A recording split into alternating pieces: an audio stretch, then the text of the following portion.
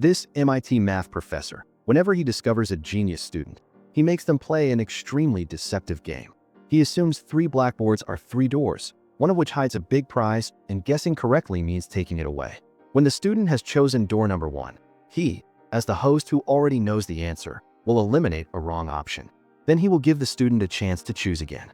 He walks up and asks Ben, "Do you want to change your choice?" Ben sees this and immediately answers yes.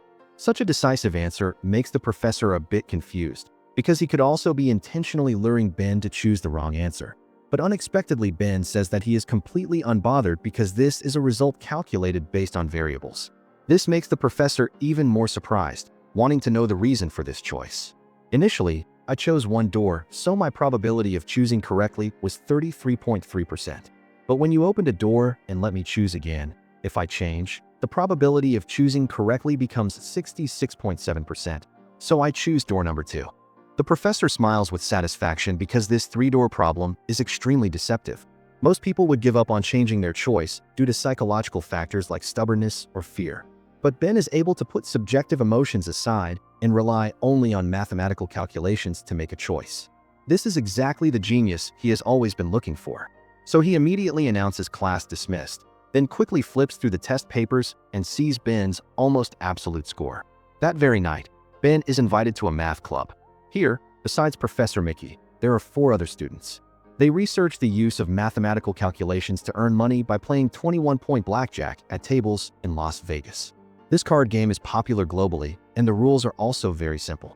The dealer will deal 2 cards to each person first, in which from 1 to 10 are the corresponding points, while the J, Q, K picture cards are counted as 10 points. The total score of the cards in hand being 21 points is the largest, exceeding it results in a bust. Each player can choose whether to draw more cards or not depending on the total points in hand. Finally, compare points with the dealer to determine the winner. This rule seems simple, but involves mathematical problems. The player needs to calculate the probability of appearance of each score in the undealt cards, thereby deciding whether to draw more cards or not. But the reality is that this probability will change every time the dealer deals a card. Therefore, to make the choice with the highest winning rate, the amount of calculation each time is very large. At the same time, it is also necessary to eliminate the influence of subjective emotions, and Ben completely meets both of these points. But the surprising thing is that faced with such a huge money-making opportunity, Ben refuses. He makes an excuse that he has to participate in a science competition, then ignores the mockery of his classmates when hearing about that competition and resolutely leaves. Even though currently he really needs money, because not long ago, Ben was admitted to his dream Harvard Medical School. But the sky-high tuition of $300,000 is an astronomical figure, so he can only place his hope on a scholarship. The thing is, there is only 1 scholarship slot, but there are 76 applicants. Even if Ben achieves an absolute GPA, is about to graduate from MIT, is the president of the United States Mathematics Association Alliance, and is also a teaching assistant for 2 famous professors. Placed among these 76 people, he still has no advantage. You have to explain to us your special point. What life experience makes you different? Ben is speechless, because compared to academic degrees, he has no significant experience. At school, he is a faint nobody, having almost no friends except for 2 close friends who are as faint as he is. Even his birthday is only organized by these 2 people for Ben. As for family, there is only a frugal mother raising him to study. Normal could not be more normal. Therefore, for that $300,000 tuition, Ben can only find a way himself. Actually, he had already accumulated tuition money early on. It's just that with a wage of $8 an hour working part-time at a suit shop, when he gathers enough tuition, perhaps he would have already gotten Alzheimer's disease. So for the first time, Ben feels his life is truly worthless. From childhood to adulthood, he always stood first in every exam, stayed up late studying to win all possible awards. Now Ben feels he has nothing outstanding. Although his 2 close friends are also good students like him, they both say he is the brightest genius. Because he still remembers the scornful looks and the laughter of 4 classmates when he talked about preparing for the science competition in that classroom. This competition in his and his 2 best friends' eyes is a big deal. They have been busy for a whole year. But this award in those people's eyes seems worth not a penny. Moreover, among those 4 people, there is also Jill, the girl that he has secretly crushed on for a long time. She is the beauty queen recognized by all male students in the school. Ben, being shy, never dared to talk to her, only daring to look from afar. But on that very day, Jill unexpectedly appeared at the suit shop. She told Ben that the calculation in 21 points is not as complex as he thinks. With his IQ, he could earn a lot of money. However, the education Ben received makes him instinctively reject this. As if having predicted the refusal early on, before walking out the door, she couldn't help but turn back. The best thing about Las Vegas, in my opinion, is that you can become anyone you want. This sentence hit Ben's inner heart because he is unwilling to continue living a mediocre, tasteless life like the present. He craves to try experiencing a stimulating, interesting, and fluctuating life. He doesn't want to be a passerby ignored by others anymore. That day, he thought for a very long time, then stepped into the classroom that could change everything. His appearance made the professor extremely overjoyed, and he immediately imparted the skills on the card table to Ben. The actual operation is indeed simpler than in imagination. 1 to 6 are small cards. If they appear, add 1 point. 7 to 9 are neutral cards. If they appear, the score stays the same. 10 and above are big cards. If one appears, subtract 1 point. Through this counting method, one can clearly know the distribution of big cards and small cards on the table. The larger the score, the more big cards remain, and the higher the probability of winning. To increase efficiency, the group has 2 roles, spotters and big players. There are 3 spotters, which are Choi, a person with a non-mainstream style, the Asian girl Kiana, and Jill. They choose the table to play, each time only betting the minimum, and when the count rises high, they will notify the big players Ben and Fisher, who are the ones responsible for betting the money. To communicate, they invented a set of signals. For example, hands placed behind the back means this table is very hot, can enter the game. Touching the corner of the eye means need to talk a bit. Touching the forehead means the cards have gone bad.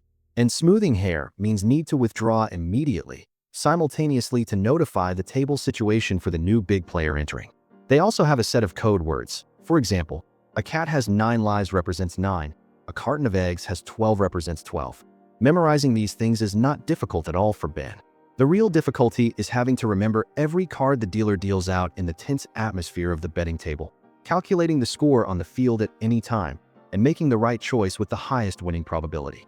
So Professor Mickey decided to organize a simulation test before going to Las Vegas. And Ben told the professor beforehand that the reason he participates is to earn tuition. So once he has earned enough $300,000, he will immediately withdraw. Mickey did not object, but even cherished this student more. That night Ben went to a local casino. Seeing Choi putting 2 hands behind his back, he walked over and sat at the table. With Choi's hint, he immediately grasped the situation of the betting table. He always acts according to the calculated probability to make the optimal choice. Therefore, not long after, behind him stood a crowd of spectators. The novel experience of sitting at a gambling table for the first time and winning money made Ben smug. But right at this moment, a sack was suddenly pulled over his head and he was taken to a room. Taking the sack off, Ben was a bit speechless because standing in front of him was the professor and the 4 companions. It turns out this is the test that every member must undergo when joining to check if they can count cards correctly under pressure. And at this moment, Ben is truly considered to have joined the team. That also means they are about to set off for Las Vegas. It's just that before departing, the professor needs to remind Ben of one thing. We count cards, but we don't gamble. We only act according to an algorithm, a system that has been predetermined. After that, the professor tells Ben that tomorrow they will go to Las Vegas. This is a bit sudden because tomorrow he still has an essay to submit. But unexpectedly, the professor says that he has spoken to the teacher of that subject and directly gave Ben the grade. So the absolute score that he was always proud of can actually take a shortcut. This makes Ben see another side of this world. And very quickly after that, his worldview is once again impacted strongly. Arriving in Las Vegas, he ceaselessly looks out from the stretch limousine, enjoying the prosperous night scenery he has never seen. Walking into the 5-star hotel, the beautiful girls inside make Ben widen his eyes so much that he gets distracted looking and is tripped by the stairs. After entering the room, Professor Mickey arranges a fake identity for each person and reiterates once again how the group's profits are divided. The professor monopolizes half. The remaining half is divided equally among 5 students. Each person gets 1/10. Then they start the action. Sitting at the card table, Ben is extremely tense. He glues his eyes to every card the dealer deals, silently calculating in his head. The first round he receives 2 8s and 21 points. Pairs can be split into 2 separate hands to calculate independently. So he requests the dealer to split the cards and doubles down. Because the count on the table is high, that means there are a lot of big cards remaining. Sure enough, both hands are supplemented by 10-point cards. So he has 2 hands of 18 points, while the dealer's point is 15. To win, the dealer is forced to draw more cards, and it must be a small card. But this probability at the current moment is not high. Sure enough, the next 9 card causes the dealer to directly bust. Just like that, following their calculation logic, Ben dominates all directions. The number of chips in front of him just piles up higher. He also shed the initial tension and immaturity, starting to appear proficient. Although it is the first time participating in the action, thanks to calm judgment and superhuman calculation ability, he even won more than Fisher, a veteran player.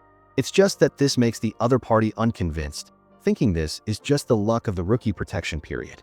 These words make Professor Mickey extremely angry. Ben gets a share of $16,000, and more importantly, after this trip to Las Vegas, he becomes much more confident. In the bar, seeing Jill being surrounded and flirted with by a group of men, he for the first time takes the initiative to step up and say hello to bail her out, then chats with Jill. It's just that this result makes his 2 close friends drop their jaws in surprise.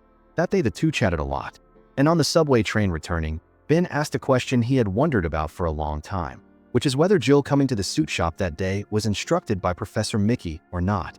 Jill smiled slightly and said that the two shared 3 classes and she had witnessed Ben's presentation on combinatorial algorithms before. The whole class at that time, no one could understand it. Therefore, she knew clearly Ben is a genius, and she took the initiative to go and persuade him. But the embarrassing thing is Ben misunderstood these words as a confession of love and took the initiative to kiss her. So he was once again extremely embarrassed right on the subway. But that was just a small incident. Although at school Ben is still an honest man of few words, when arriving in Las Vegas, he transforms into a wealthy heir, spending money liberally. He goes in and out of luxury hotels, throwing money without regret on the betting tables. Moreover, in just 1 short month, he earned $100,000. But simultaneously, a big danger also started to appear. Although Las Vegas has many casinos, every time they go to the same one. Added to that, in total they have won over $1 million, so they will definitely be monitored. The reason they insist on choosing one place is also out of reluctance. Because with the development of technology, all the casinos in the city have used facial recognition systems. They mark suspicious gamblers into a blacklist, then upload the data to the system for all casinos to use. In other words, just being put on the blacklist once, they won't be able to enter any casino in Las Vegas anymore. And only the casino they are going to is the only place in the city that doesn't use this system. The manager here, Cole, is the last craftsman of the gambling city. He relies entirely on experience and technique to detect cheaters and foul play. But no matter how good he is, he cannot stop the general trend of the industry. One casino after another that he manages switches to the facial recognition system. And recently Cole has had his eye on Ben, the person continuously winning money. He judges Ben isn't cheating, but is counting cards. Although this doesn't violate the law, the casino doesn't allow such a capable person to exist. Anyway, anyone making too much money from the casino is not allowed. But Cole didn't act hastily, because after studying recent videos, he judges that behind Ben there is a big fish, but Ben's group completely doesn't realize this. Perhaps only the professor knows clearly, but he knows even more clearly that this casino will likely change its system soon too. Therefore, he completely doesn't remind the students, only wanting to take advantage of this period to earn as much as possible. Moreover, he doesn't directly sit at the betting table. If anything happens, it won't reach him. And the 5 students completely don't know they are being used, still regularly every week going to the gambling city to find gold. They get drunk in the debauched life here, extremely happy and joyful. Especially Ben. He is not only smug at the casino having earned enough $300,000 tuition, but his love life is also favorable, having substantive progress with Jill. And the initial words about withdrawing when earning enough tuition have been thrown to cloud 9. But seeing him being so smug, Fisher, the remaining big player, was uncomfortable to the extreme. Because since Ben arrived, he replaced Fisher to become the center of the team. So that day, Fisher, after drinking alcohol, started to cause trouble. Ben ignored him, but Fisher felt good about himself and kept rambling. Kiana couldn't stand it, so she pulled Fisher once. But unexpectedly, Fisher was like a powder keg, a light touch, and he explodes, accidentally spilling alcohol on a woman next to him. That woman's boyfriend, already annoyed, directly shoved Fisher into the table and punched him. That man pinned Fisher to the ground face down, even pulling out a gun preparing to shoot. Luckily, the people nearby hugged him in time. Thanks to that, Fisher kept his life. Returning to the appointed bar to gather, Ben angrily lashed out at Fisher, but Fisher laughed loudly, seeming that making Ben angry and losing control made him very happy. But quickly he couldn't smile anymore, because the professor appeared and kicked him out. This presidential aura of authority terrified Fisher. So he said nothing more, choosing to leave. But not a single person felt regret that he withdrew from the team. Because being with such a person, sooner or later one would be killed. So everyone kept doing their own thing and continued having fun. As for Jill, she found Ben saying that the hotel gifted her a suite room and wanted to invite Ben up to hang out. Right that night, Ben finally got close to the goddess he secretly loved for so long. He has grown up, and after that night, Ben changed a lot. His dressing style clearly became much more high class. Because his money was so much it was about to collapse the ceiling, but the bigger change was his mentality. Initially, he and his two close friends had an appointment to discuss the science competition, but Ben arrived late by nearly an hour. The software he was in charge of, after installation, also couldn't run.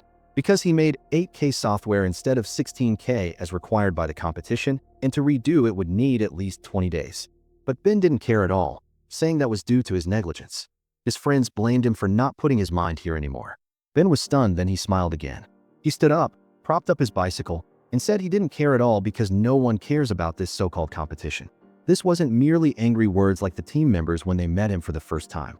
Now he also looks down on these things, thinking that the so-called competition is just a group of geeks making themselves happy. Ben's values have changed, distorted. This caused him and his old close friends to break apart from there. Although his mouth said he didn't care, in Ben's heart, a fire was contained. This made him unable to keep his calm like before at the betting table. Time and time again doubling the bet, time and time again acting on emotion.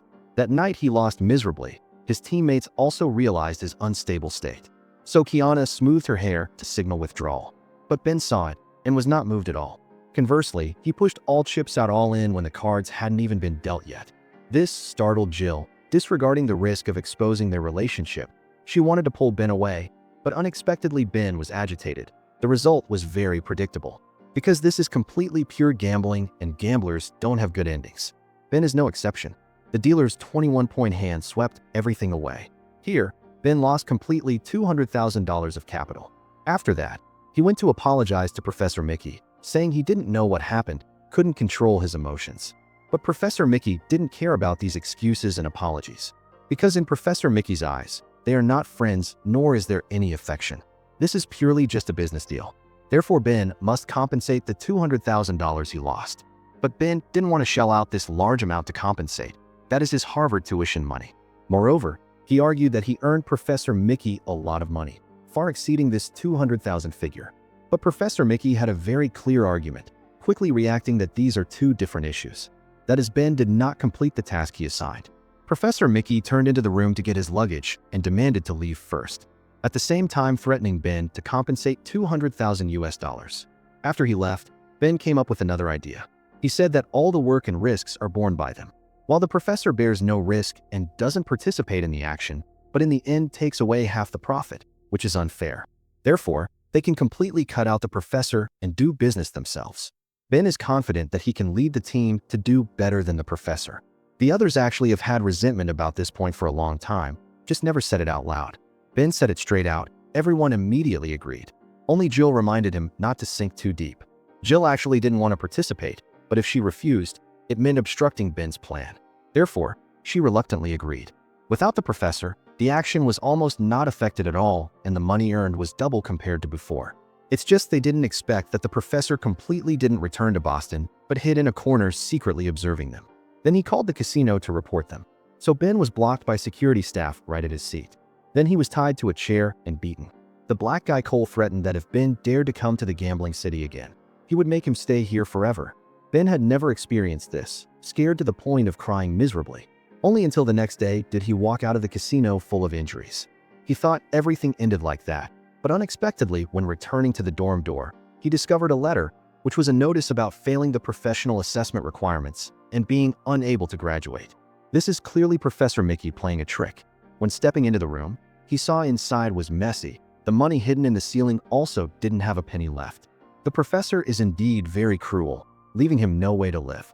So in the classroom, taking advantage of when Professor Mickey was talking about Koshi, Ben borrowed the topic to elaborate, saying that Koshi stole the formula of student Vladimir and claimed it as his own. But Mickey said that was just a rumor with no evidence and borrowed the story to imply that if Vladimir was willing to realize his personal mistake and not oppose Koshi, both could have cooperated and created great achievements. But history has shown there are students who do not know how to repent. This is a hint, hinting that as long as Ben realizes and corrects his mistake, they can still cooperate. And Ben seems to have also realized his mistake. First, he sought Jill to apologize, saying that at that time he had lost his mind. But now he is sober again and begged Jill to trust him one more time. Then he went to the science competition award ceremony, because his two close friends won the first prize. Ben looked at the two people on the podium full of spirit. In his heart, there was no hatred or jealousy. Then he recounted his experience to his close friends, hoping to receive their sympathy. However, although his actions seemed like he wanted to return to his previous life, he turned around to find Professor Mickey proposing to rejoin the team. He explained that only this way could he get into Harvard. Moreover, the casino they often frequent is also about to switch to the facial recognition system, so this is the final opportunity. He proposed Professor Mickey play the role of another big player. The two act together to pull off a big heist. Professor Mickey was moved by this proposal, deciding to let this student see his level. They disguised themselves to go to Las Vegas, Ben disguised as a bearded middle-aged man, and Professor Mickey disguised as a Western cowboy. This final madness made people excited. The chips in front of Ben and the professor became more and more, the denomination increasingly large. But right at this moment, the black guy Cole suddenly led people aggressively rushing over. Seeing the situation was not good, they quickly packed the chips and found a way to escape. They ran into the slot machine area, using the cover of machines to obstruct vision, then hid out of the lobby by the back door. But here there were also pursuers from four sides. So Professor Mickey told Ben to give the bag of chips to him. Then the group split up to escape and meet at the club. Receiving the chips, the professor chose the nearest path, sitting in the car that had been arranged, urging the driver to go fast without waiting for the students behind. He breathed a sigh of relief, thinking he was the biggest winner. But when opening the bag, he discovered inside was all chocolate. He only now realized he had been tricked by the students. It turns out Ben and Jill had prepared two identical bags beforehand and switched bags on the escape route. He laughed sarcastically, intending to show Ben his formidability when returning. But unexpectedly at this moment the curtain opened. The person sitting in front was actually the head of casino security. It turns out the day Ben was caught, Cole revealed that he and Mickey were old friends, and he had hunted Mickey in Las Vegas for many years because of a personal grudge. He recounted being made unemployed by Mickey after Mickey caused his casino to lose a huge amount of money on the night he had to attend his father's funeral. Cole then asserted Ben's career in Las Vegas had ended because his photo was in the database. However, Cole proposed a deal. He would give Ben one last chance to earn money and take it all away. In exchange, Ben must lure Mickey to him. Ben followed the words, leading Mickey there. He also got back the bag of chips as desired, but unexpectedly Cole blocked them at the parking lot, saying that this profession has no pension. Moreover, currently everyone is using facial recognition systems, so no casino hires outdated people like them anymore. He wanted Ben to leave the bag and get lost, but Ben couldn't accept this ending, because the bag of chips belongs to him is what was agreed beforehand. Moreover, he really needs this money to pay tuition. But Cole laughed, unbuttoning his coat to show the gun worn on his hip, leaving him no choice. Ben acted unwilling and unconvinced when handing the bag over. But would a person best at calculation not think of these things? Would he really trust Cole like a fool? Of course not. Ben turned his head, returning to the casino. There his two close friends were winning at the board. Don't forget those two are also MIT scholars. They openly repair the plank roads. Secretly cross at Chinsong moved by Ben was beautiful. However, he had no intention of using this money to pay tuition because it wasn't needed anymore. Ben then recounted his experience to the professor, saying that in his final year of university, he joined a group, learned new skills, went to Las Vegas 17 times, and earned hundreds of thousands of dollars by counting cards, but then was robbed clean twice. He asked the professor if that life experience was dazzling enough to receive the scholarship. Just like the evaluation at Harvard, experience is as important as degrees. Ben had once lost his way in the vain world, forgetting his original intention, but as long as he wakes up in time, later he will no longer be blinded by the world full of temptations. Anyway, just becoming a doctor, talking to a patient looking like a donut for 15 minutes can earn $5,000. This is even much faster than earning money at the gambling table. Today's story ends here. Thank you for watching the movie. What do you think about this movie?